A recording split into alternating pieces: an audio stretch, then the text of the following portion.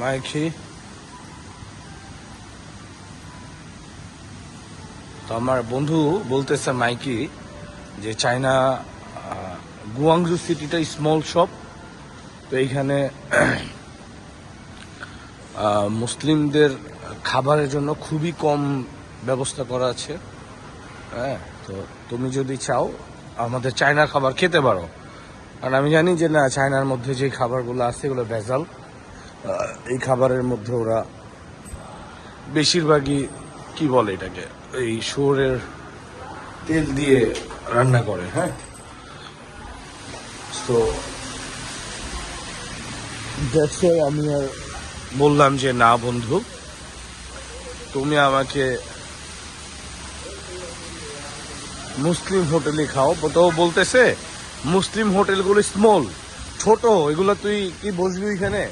আমি বলতেছে no problem brother, আপনি তো বসবো মানে আমি তো গরিবের সন্তান, আমি কি মানে ধনির দুলাল নাকি যে আমি খাইতে পারবো না? No problem, no problem, small small small shop, no problem. এইভাবে ওরে আমি বুঝে পরে আবার আসলাম চায়নার মধ্যে। ভাই বিশ্বাস করেন, একবার যদি কেউ চায়নায় আইসা পড়ে বা চায়না যদি কেউ 10 দিন 20 দিনের জন্য থাকে, আই হোপ, আমার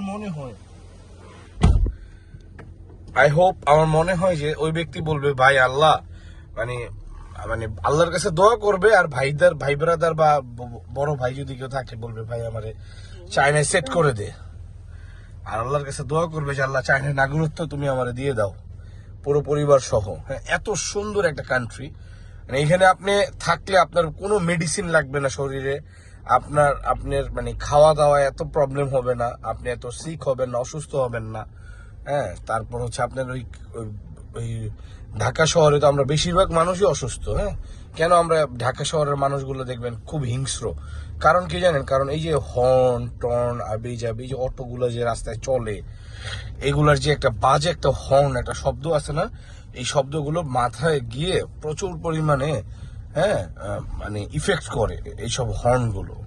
তো এই কারণে মানুষ অটোমেটিকলি অসুস্থ হয়ে যায়, আসলে নিজের অজান্তেই বাংলাদেশের মানুষ অসুস্থ হয়ে যায় আমরা, কিন্তু সেটা আমরা নিজেরাও বুঝতে পারি না, বুঝছেন? এটা হচ্ছে বিষয়।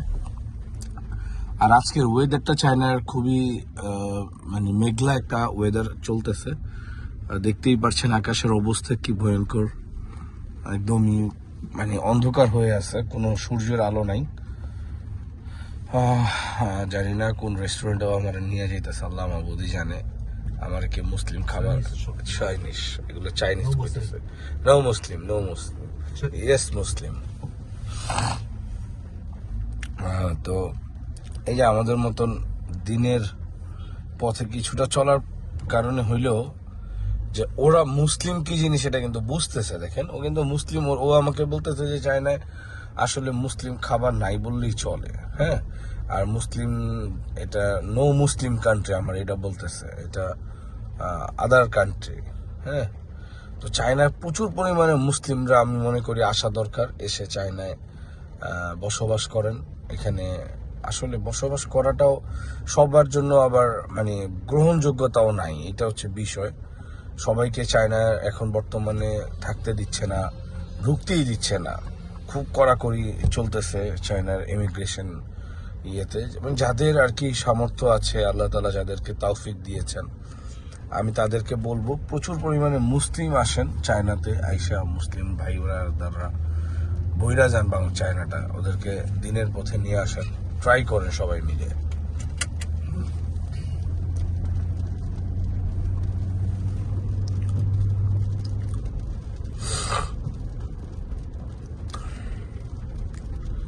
আর একটা জিনিস আমার থিঙ্কিং হয় যে চাইনিজরা যদি একবার মুসলমান হয়ে যায়, ওরা যদি দিন গ্রহণ করে ফেলে, আই হোপ, আমার কাছে মনে হয় যে মানে বিলিভ ইট অর নট, মানে পৃথিবীতে মুসলমানদের শত্রু বলতে আমার মনে হয় আর কেউ থাকবেই না।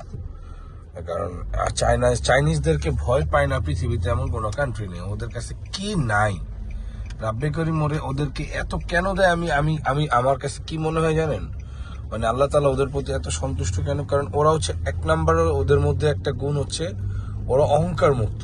হ্যাঁ,